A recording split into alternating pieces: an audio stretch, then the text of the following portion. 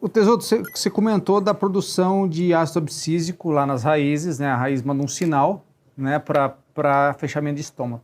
Mas tem outras moléculas também que são sinalizadas, né, para essa regulação osmótica. A gente tem algumas enzimas, algumas proteínas. Você poderia detalhar um pouco mais para a gente a questão de saída de potássio da célula guarda, os mecanismos envolvidos nesse fechamento, abertura de estômago aí? Por que eu estou te perguntando isso? Porque a gente conhecendo isso, a gente pode tentar manejar isso, né, para que a planta seja um pouco mais eficiente. Legal, Aldo. Bom, o que acontece quando a gente quer aumentar a eficiência de uso da água da planta?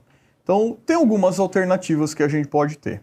A primeira alternativa é aumentar o sistema radicular. Construção de perfil de solo, principalmente quando a gente tem ambientes que tenham alguma limitação, algum período de veranico, né? Ou seja, uma estação seca dentro de um período chuvoso. Então eu começo a acessar uma água que muitas vezes eu não tinha por uma restrição do desenvolvimento radicular. Então, construção de perfil de solo é uma maneira de você aumentar a eficiência de uso da água. Você acessa uma água porque a raiz chegou lá. O outro ponto é regular a perda de água. E aí a forma com que esse estômago abre, fecha, velocidade de abertura, velocidade de fechamento, diâmetro, quando ele fecha, ele não fecha completamente. Então o estômago ele funciona como uma portinha que ele fica como se ele fosse pulsando. Então ele abre, fecha, abre, fecha. Então se eu colocasse um microscópio e ficasse observando o estômago lá, eu ia ver ele fazendo esse movimento aqui. Então, conforme a velocidade, a frequência, eu consigo regular a perda de água para a atmosfera. Então, são estratégias que a gente tem para aumentar a eficiência de perda de água. Melhorar a captação e melhorar a eficiência de perda, que a gente chama isso de água produtiva, né? O que é a água produtiva? É a água que passa por dentro da planta, pela raiz, xilema, folha, estômago, porque toda vez que abriu o estômago, entrou CO2, produzir biomassa. Agora, água improdutiva é aquela água que sai do solo para a atmosfera, e aí, quando a gente pensa em manejo de água, manejo de ambiente, cobertura, palhada, são todos fatores que ajudam a melhorar essa eficiência de água pela planta. Não, legal. E além disso, né, o Tesouro, eu já ouvi falar, a gente ouve muito, a gente lê sobre isso também, que a planta lança mão de produção de algumas proteínas, por exemplo, a prolina, um exemplo, né? Alguns compostos que regulam isso. Como que se dá isso aí? Legal, Du. Bom, como a gente sabe que a água vai do onde tem mais disponível para onde tem menos disponível, uma outra estratégia aí para evitar a perda de água é a planta falar, opa, então se eu concentrar, se eu abaixar o potencial osmótico dentro da minha célula, vai ser uma água mais difícil de sair de dentro da planta para a atmosfera. E aí tem uma série de compostos, como açúcar. O açúcar abaixa o potencial osmótico da planta. O potássio, por isso que potássio está muito relacionado à eficiência de uso de água, porque ele abaixa o potencial osmótico. E aí a planta pode usar de algumas estratégias em adaptação às condições de menor disponibilidade de água. Então, quando ela começa a passar por períodos de restrição hídrica, né, tem baixa disponibilidade de água, ela produz alguns osmoprotetores, ou seja, são substâncias que ajudam a reduzir o potencial osmótico, dificultando que essa água saia de dentro da planta para a atmosfera. E aí a prolina, por exemplo, é um osmorregulador que condiciona o ambiente célula com potencial hídrico menor, dificultando a perda de água. Então é uma estratégia da planta também em adaptação à restrição hídrica. Legal. Acho que ficou bem claro das estratégias que você mencionou, né, de que a planta lança mão para regular ou para ela ser mais eficiente em perda de água.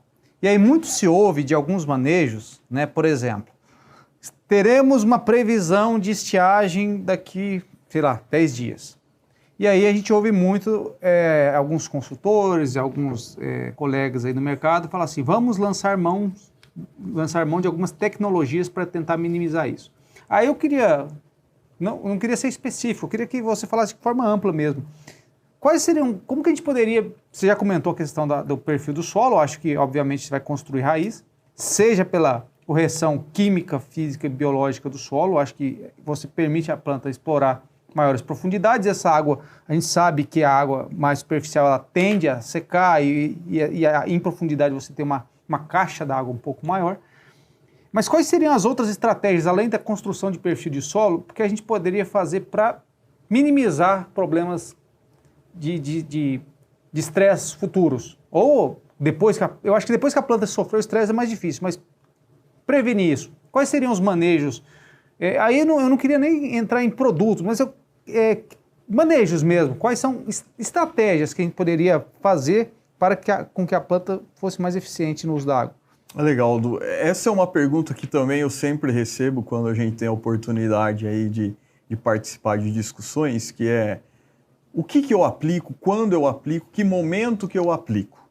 Então, o primeiro ponto é, se eu entendi que a água tem que passar para a raiz, ser transportada pelo xilema, da folha perder para a atmosfera, toda vez que eu uso estratégias de aumentar desenvolvimento radicular, eu estou protegendo minha planta de condições de restrição hídrica. Toda vez que eu uso estratégias que melhoram a eficiência da condutância estomática. O que é a condutância estomática? A quantidade de água que passa pela abertura estomática.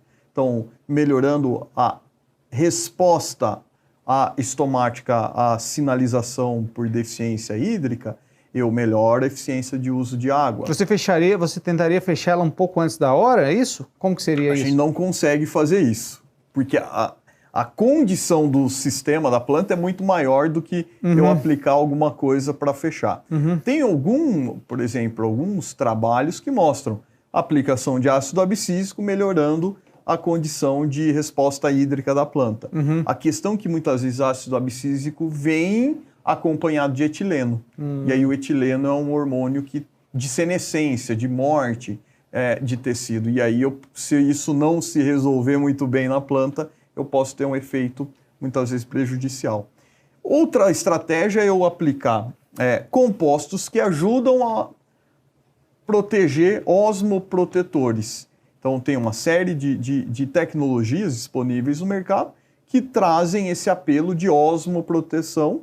Quando eu tenho uma planta melhor protegida daquele ambiente celular por reduzir o potencial hídrico, eu confiro essa condição. Você poderia citar alguns exemplos, assim, não de moléculas osmoprotetoras? Tem prolina. Prolina talvez seja o aminoácido mais discutido na literatura com essa capacidade de osmoproteção. Inclusive, a gente usa ele como marcador bioquímico para saber se uma planta conseguiu ou não se ajustar a um manejo, a uma estratégia, em relação à concentração de prolina que tem na folha, como indicativo aí de se ela teve um ajuste ou não.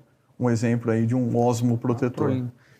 E uma pergunta assim que é bastante patente, que eu já vi ao aplicar a prolina, a planta vai usar aquela prolina com prolina ou ela vai quebrar aquela prolina, usar com outra coisa e formar outra prolina? Eu sei que essa pergunta é capciosa, foi proposital. Legal. Bom, quando eu aplico um aminoácido, então tem trabalho mostrando que a planta absorve, tem vários trabalhos, eu consigo medir isso, e ela usa, enquanto ela está passando para aquele estresse, ela vai fazer esse ajuste bioquímico da célula para conferir aquela proteção.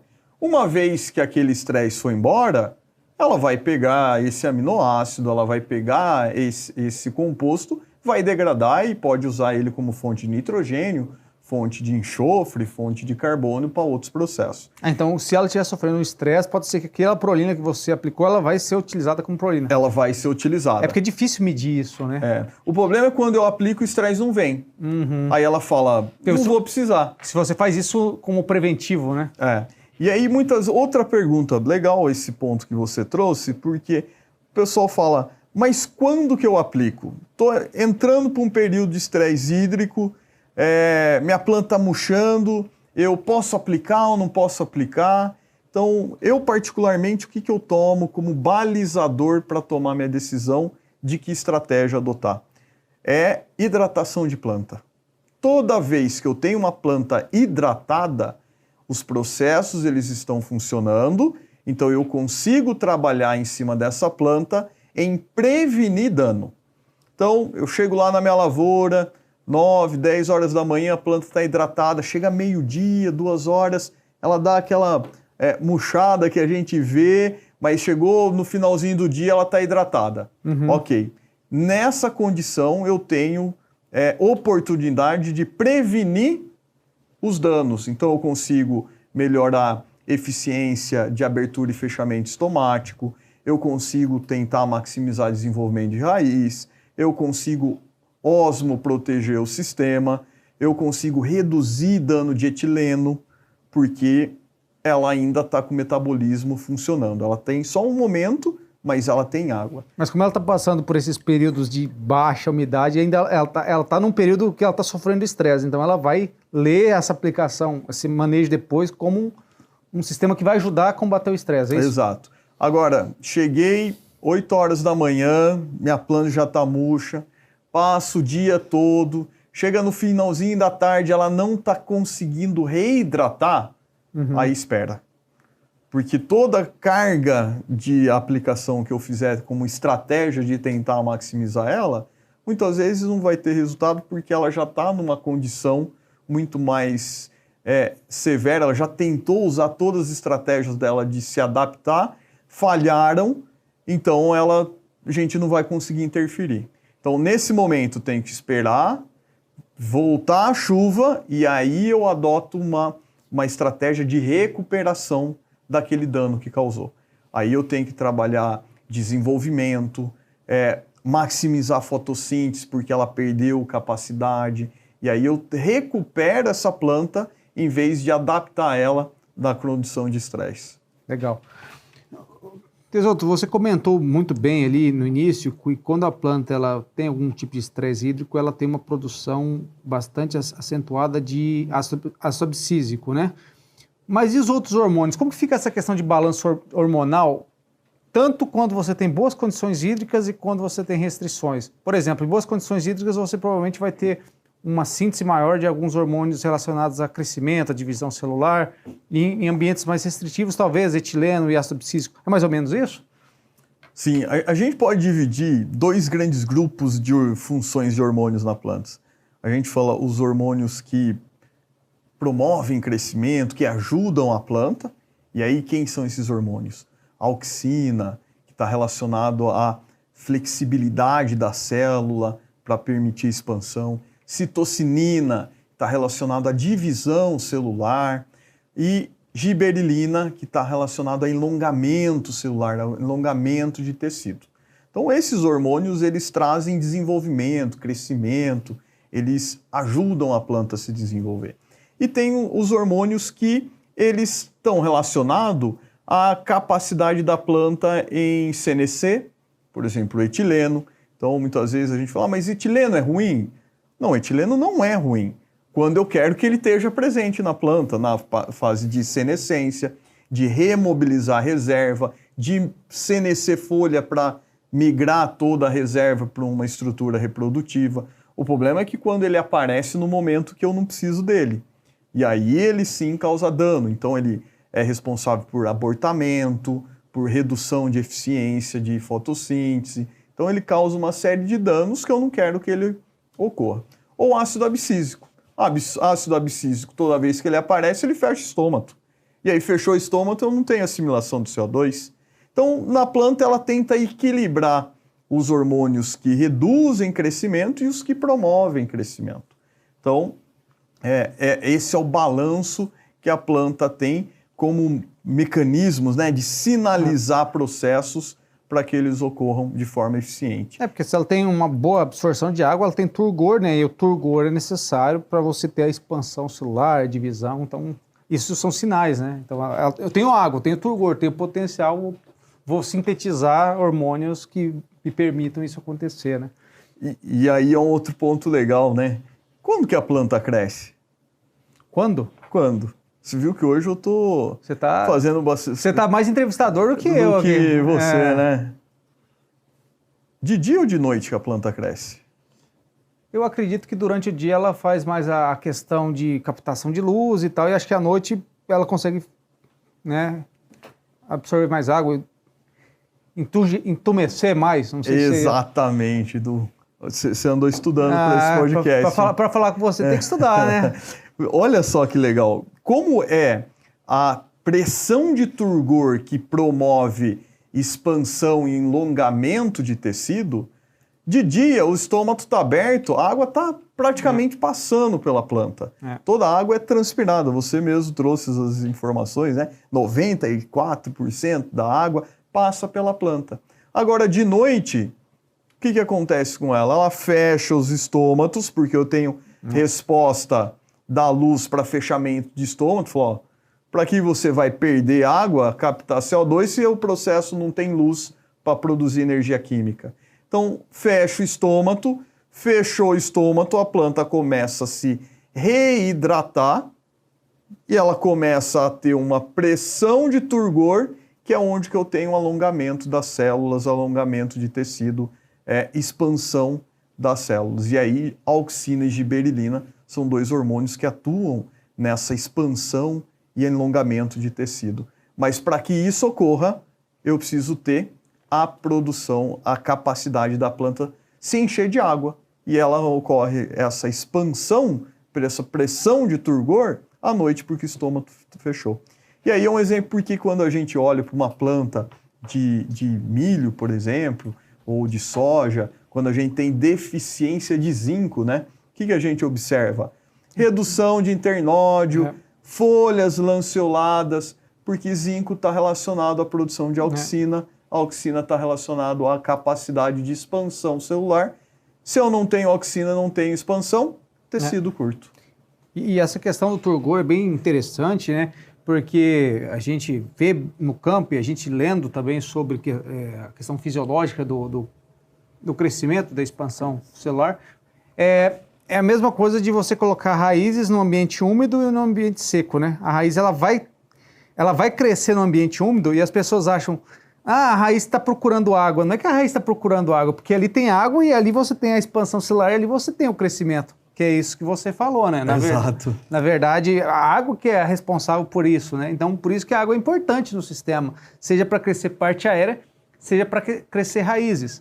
E aí, nesse gancho, o Tesoto, tem algumas, principalmente em irrigação, eu queria que você falasse isso do ponto de vista fisiológico e tal. O pessoal corta a água da irrigação para a raiz crescer, né? Fala assim, ó, tem muita água ali e aí eu vou dar aquele estresse para a água crescer. Qual que seria do ponto de vista fisiológico? Por que o pessoal faz isso? Faz sentido isso? Legal, faz. Por quê?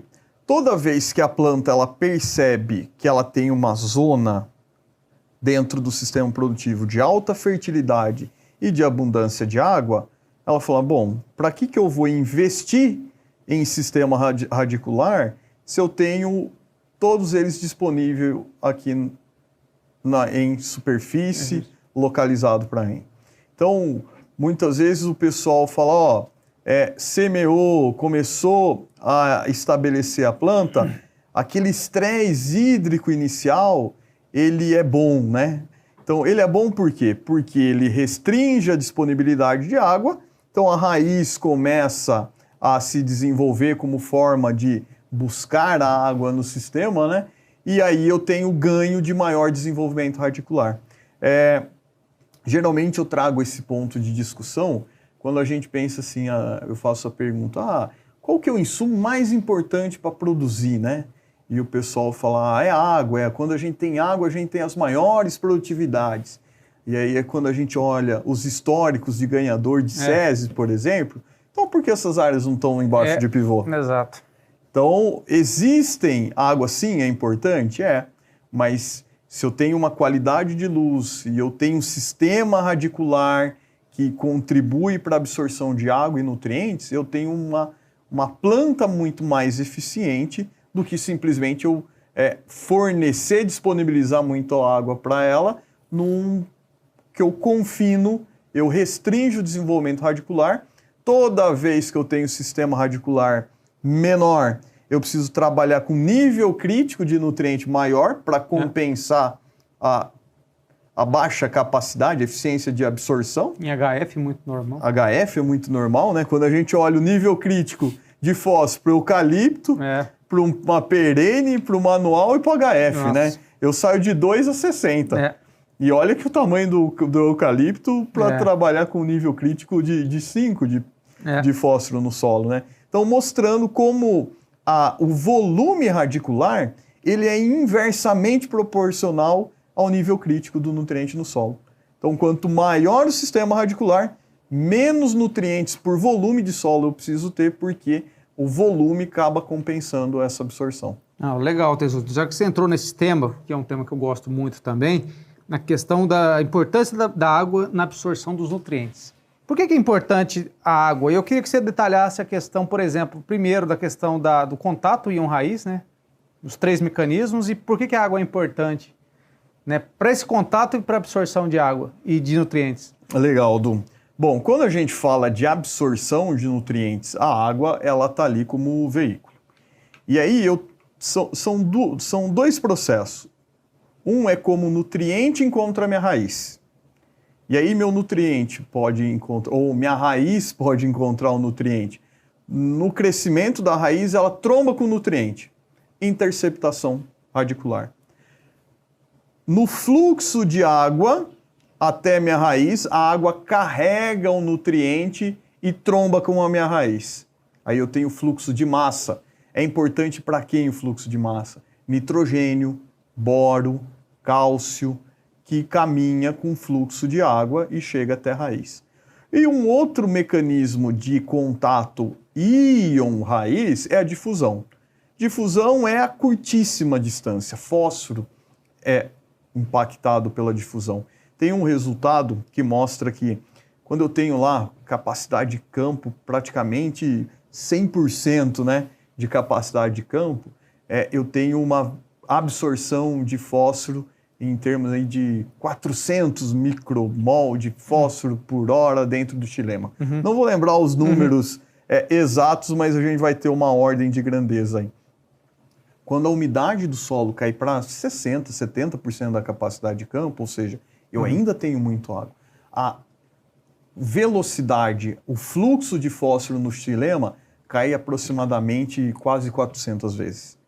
Então vejam que como a difusão é um processo que impacta diretamente... É muito dependente da umidade. Da umidade. E aí a gente, quando fala de fusão, a gente está falando de quem? De fósforo, de zinco, de cobre, principalmente dos micros metálicos. Boro mais ligado a fluxo de massa. E foi legal você enfatizar contato íon-raiz, porque às vezes as pessoas confundem esses mecanismos com absorção. Absorção é outra coisa, né, que depois a internalização desses nutrientes pela planta. Aí é como o nutriente chega. E aí a importância da água, que a gente está...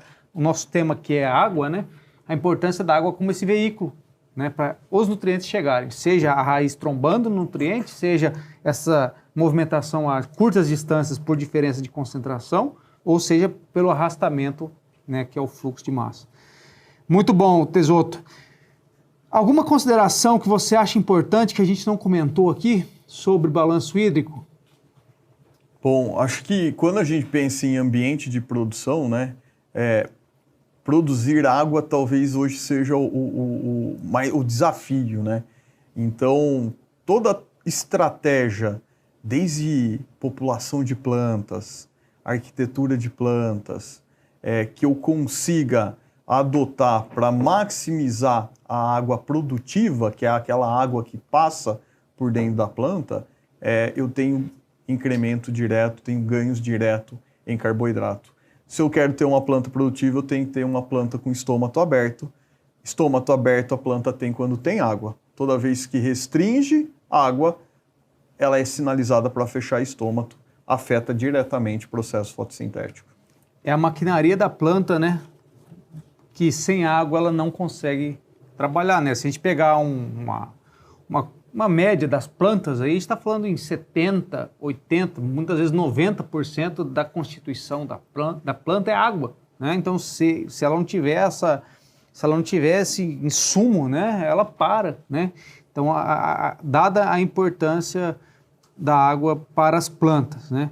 Então, eu acho que a gente conseguiu contemplar bem, né, dentro do tema das relações hídricas, a importância, como a água é absorvida, questão de diferença de potencial de solo, planta, atmosfera, como essa água, esse balanço dentro da planta, ele é hormonalmente regulado e a importância da água como um veículo, né, seja de dissipação de calor e veículo de nutrientes para as plantas poderem crescer e se desenvolverem melhor. Thiago Tesoto, muito obrigado pela mais esse bate-papo. Agradeço a sua contribuição. Acho que a gente conseguiu, dentro do nosso tempo, contemplar todo o assunto. E a gente espera que quem nos escutou tenha esses insights, né? Acho que a gente trouxe insights, principalmente quando você falou da questão do manejo, né? Como antecipar, o que a gente tem que fazer para minimizar os problemas hídricos e também, depois que ocorreu, como a gente pode, né, melhorar. Alguma consideração final? Acho que agradecer aí a discussão. Você veio preparado, estudou para esse nosso bate-papo, né, Edu? E acho que fico aí à disposição. O pessoal pode me encontrar facilmente aí pelas redes sociais e bater um papo é sempre bom. Obrigado de novo aí pela oportunidade. Obrigado. Amigos da Pioneer, da Universidade, obrigado e até o próximo podcast. Abraço. Até mais.